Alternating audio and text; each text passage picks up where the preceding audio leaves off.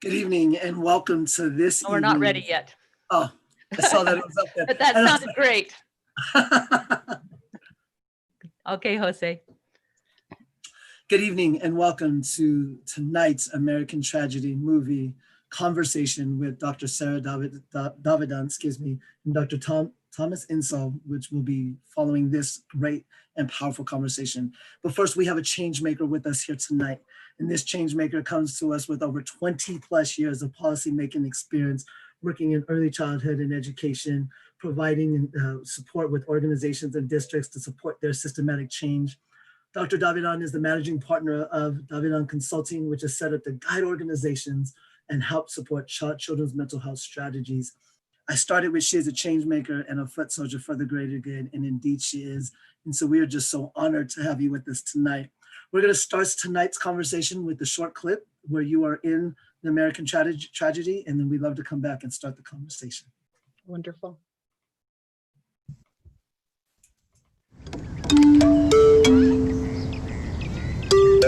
Mental illness, things like schizophrenia, bipolar, anxiety, are not directly correlated to violence. Whether or not somebody has mental wellness is.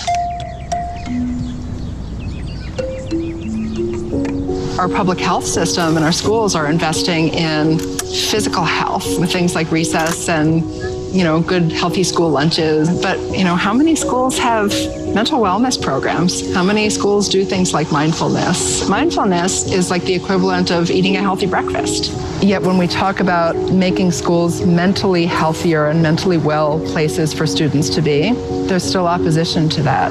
And I think we need to, as a society, get over it.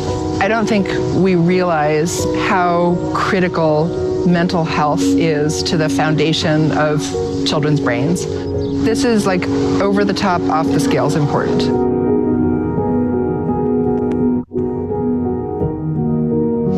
So there's a Nobel laureate economist named James Heckman, and Heckman has created something called the Heckman equation.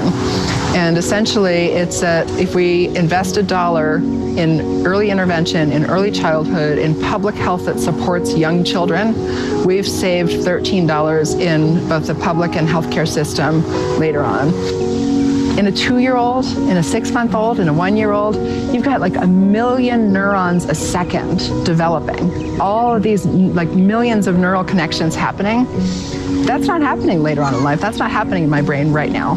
Early investment needs to match up with this early brain development that's happening. And we know that social emotional learning, when it's taught in kindergarten, has an impact on future employment, has an impact on involvement in the juvenile justice system, involvement in the criminal justice system, in future relationships, in rates of divorce. I mean, there are so many things that studies have now shown can go back to mental wellness in kindergarten.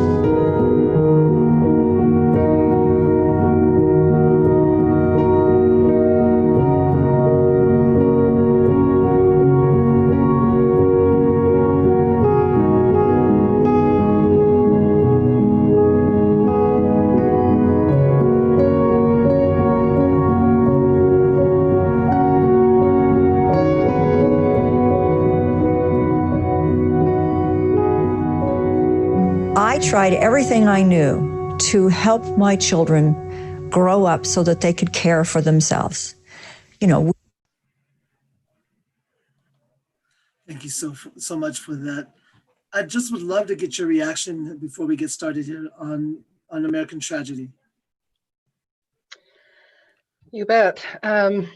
My real takeaway from American Tragedy and from all of the work that went into it and all of the conversations I was able to hear during the part of the filming of it was that mental health is not simply the absence of illness.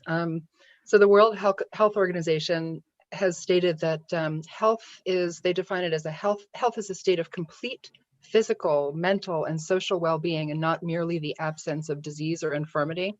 So an important implication of this definition is that mental health is more than just the absence of mental disorders. It's more than just the absence of disability or illness. And the tragedy that occurred at Columbine must be decoupled from mental illness.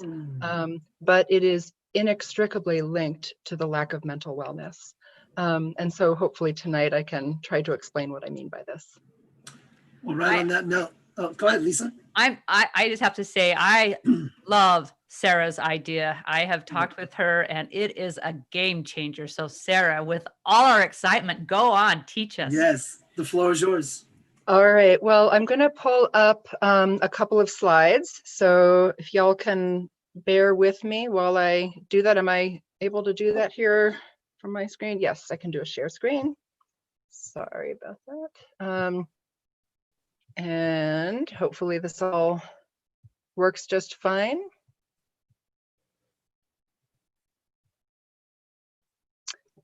So can you see this slide? Yes. All right. So what I'm really hoping to do tonight is to help bridge what I really think has been a constant divide and provide a third option to the debate over whether someone has mental illness or mental health. All too often we look at mental health as sort of one continuum. So that's kind of what I'm trying to show here in this slide, ranging from good mental health to mental illness, and which is really a paradigm of or. So it's mental health or mental illness. So I'd like to really challenge that way of thinking and offer that mental health and mental illness are two related but separate continua. Obviously, both are critically important, both are issues that need to be addressed, but they are in many ways two separate spectrums. Too often, I think the public and the media, when there's a tragedy, such as the school shooting, there's a connection of mental illness to violence. And I'd be negligent if I didn't remind everybody listening that there are more people with mental illness who are the victims of violent action rather than the perpetrators of it. So instead, I want to talk about mental wellness. And so while it's a myth, as I said, to correlate mental illness to violence and suicide, it's not a myth to correlate mental wellness to these things. And that's what I was trying to get across in the film as well. But I mean, it's really challenging, I think, for us to think this way. I mean, who can imagine that a mentally healthy person would deliberately kill through a mass shooting?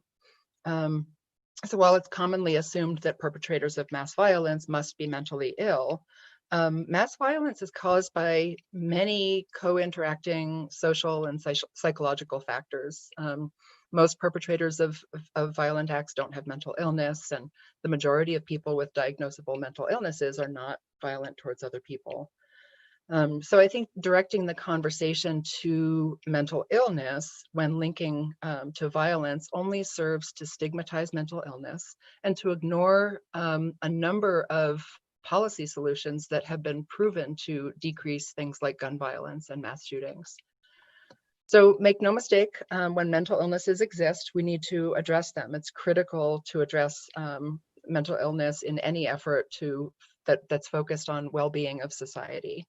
However, the almost sole focus of illness on this area over time, it really erodes our understanding, I think, and our ability to act in support of mental health and well-being. So, you know, as I mentioned, it's important to distinguish a lack of mental illness or, you know, thinking of it maybe as psychological distress from mental illness. Many people deal with psychological distress due to situations like, you know, disasters or tragedies that might happen. There might be significant life events. Perspectives about themselves, like how somebody feels about themselves, may lead to psychological distress. However, it's unlikely that most of these people actually have sort of a diagnosed mental illness. So instead, they're dealing with, you know, existential hardships. So let me walk you through what you're seeing here to try and sort of help sort of guide that. So this is, so what you're seeing here is the lighter shading on this graph, on the lines in the graph, are showing 2008 and 2009, the years, data from those years. And the darker lines are showing data from 2017 and 2018. So it's intended to show the differences between mental illness and other kinds of distress, other kinds of like psychological or emotional distress. So while over time, so you can see sort of in the difference in these two different colored lines, Over time, psychological distress in society has actually become increasingly pervasive. Mental illness has remained stable. If you look at that sort of bottom of the graph there, serious mental illnesses have remained pretty stable across time in terms of the increase, the rate of increase. But if you Wow, look at, yeah, if you that look at things is like, unbelievable. I'd never seen a graph like that. What a telling graph. so I think, and this is actually pulled from a couple of different data sources that were pulled together to really try and sort of make this, emphasize this point about serious psychological. So you'll see the top part there, teens with serious psychological distress.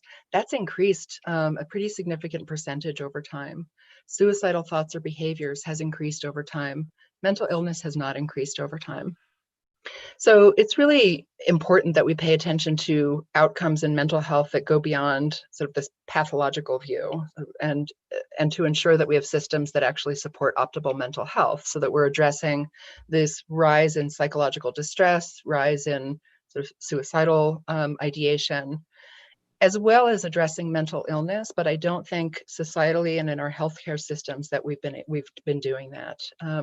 So when mental health systems have a sole purpose to prevent illness, such as the majority, I think, of our healthcare systems do now, we've lost incredible opportunity. If we focus on the measurement of preventing mental illness as sort of the gauge of how we're doing, we're not going to be able to assess true mental health. So if you think about it, there can be a child whose mental health is poor, but doesn't experience a mental illness. And there can be a child who has mental illness, but nevertheless has a relatively high level of mental health. So the presumption that children and youth who don't have mental illness are thereby mentally healthy, it's a pretty tenuous argument. So in fact, there was a study done in 2010 that demonstrated across age groups that in age groups that experience less mental illness, so that's typically older adults, they actually experience less sort of diagnosed mental illness, but they don't experience better mental health. So even though they have less mental illness, they don't experience better mental health necessarily. So, you know, this I think is a complex idea when we're sort of framing it in mental health. So when we see this it may be helpful to sort of think about this in a physical health world. So we see this kind of thing in physical health, so why not in mental health? And it might be helpful if I give you an example of that. So I have a daughter who was diagnosed with type 1 diabetes. She was diagnosed when she was 8 years old. That's her diagnosis. Her pancreas doesn't work. She relies on insulin. She relies on medical care. She relies on taking care of herself to make sure she stays healthy. But to say that her diagnosis of type 1 diabetes prevents her from being healthy is wrong. With the proper treatment and self-care, she can be healthy. Her diagnosis of diabetes can coexist with good health. And I think we need to think about that in our mental health system as well. Absolutely. Dr. Davidon, Yeah. while you're on this slide, what do you think some of the factors have been in the stabilization in the numbers around serious mental illness? What might be some of those factors? You know, I think one thing is we have, we do have a healthcare system that does primarily address mental illness. So, you know, as children, adults, I want to focus on children for this conversation, but, you know, as there's a sort of an identified issue, we have a system that's set up to address mental illness. You know, even though we don't have enough capacity for things like child psychologists and psychiatrists, and that's the way our system is set up to, you know, with that, to diagnose and treat, to identify mental illness. We don't have a system set up to predictably address psychological distress. So this is so important and Yes. such a change of thinking. And when I think of this, Yes. when I see this, I feel how dangerous it is for us to only feel like the people who need help are those who have a diagnosis, when that's a small percentage. Yes, Yeah, so I have a couple of kind of graphics that might also kind of help kind of visualize this idea a bit more. So what this was actually a diagram that was developed by two researchers, Corey Keyes and Shane Lopez, and it shows a perspective on sort of the mental health, mental illness quadrant, in which high mental illness can intersect with low mental health, and high mental illness can intersect with high mental health, and other combinations of these two separate but related states. But I would argue, however, that the upper left quadrant, where it says high mental illness and high mental health, and it says that people are struggling and it's incomplete, that quadrant doesn't have to reflect a person who's struggling. When fully treated and supported, a person with mental illness can indeed have high mental health and not necessarily struggle. So instead, I kind of tweaked that, and I wanted to offer this paradigm. So here, a person with mental illness can indeed have mental health. However, this can only happen if the person with mental illness is accepted and treated and provided with ongoing support. So in this revised model, I'm suggesting that mental distress without mental illness can be just as much of a struggle as mental illness without acceptance, treatment, and support. So sort of in the bottom right corner there where it says struggling, that's somebody who may not have a diagnosed mental illness, but they can indeed be struggling with their mental health and their mental wellness. So if we don't have a system that addresses serious mental illness and provides adequate supports and acceptance, I mean, acceptance is a big part of it. It's not just about treatment, it's about acceptance and sort of stigma reduction as well. So sort of that arrow that circles around, so if we don't have a system that supports that, somebody who has a serious mental illness that has potential mental wellness could then go into that sort of bottom left quadrant where they're ailing.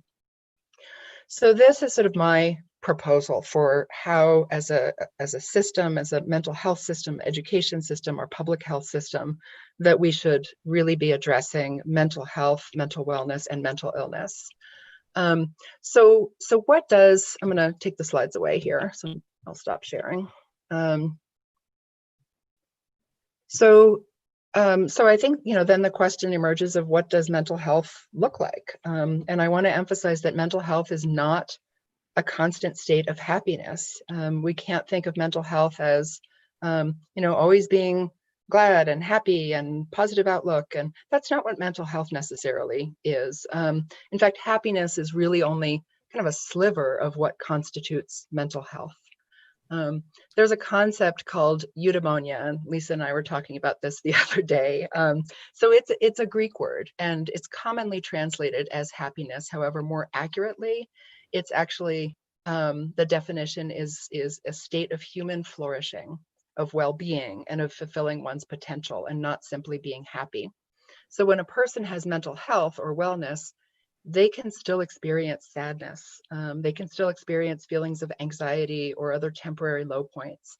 A mentally well person can see these points as short-term and has the coping mechanisms and supports to really rise up out of them. So people have likely heard the word resilience in the context of mental health. And while resilience describes part of mental wellness, it's not really, it's really not sort of the holy grail of mental wellness. The secret of mental wellness isn't simply resilience. It's not simply happiness, in which one might feel like they have to sort of cheerily bounce back from every adverse situation. Instead, mental wellness emerges from understanding failure, from understanding the pain of loss, and experiencing some discomfort. So now, certainly not all exposure to adversity is good, by no means, but to have mental wellness is to have confidence in our own abilities to get through the next stressful experience.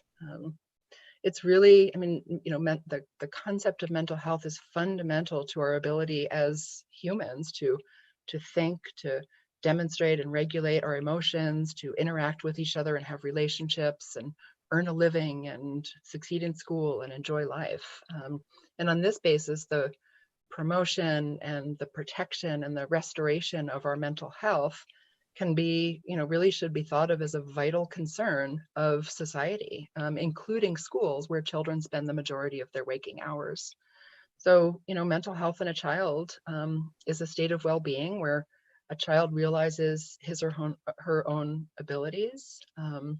He or she has empathy. They can cope with normal stresses of daily life. That doesn't mean they don't experience stresses, but it means that they can successfully sort of develop and be taught strategies to regulate their emotions and feel and express a range of emotions. So, there are a few things that, when children can do things like enjoy life and bounce back after difficult experiences, achieve balance in their lives, adapt to adversity. And I want to be cautious about that one, because I'm certainly not saying that children who experience adverse situations can always have the ability to bounce back. I mean, when we're looking at sort of, serious adverse childhood experiences, that's sort of a whole sort of set of situations that we need to address much more intensively.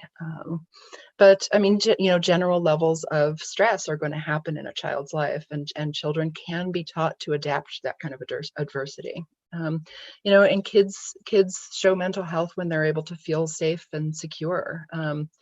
So, some ways that, and I don't know, Jose, if you were maybe going to ask me about this, I may be jumping the gun here, but, it's helpful to think about some ways that we can all promote, whether we're parents or grandparents or teachers or aunts or sisters or, older siblings. There are ways that we can all, and particularly in society, that we can promote children's mental health.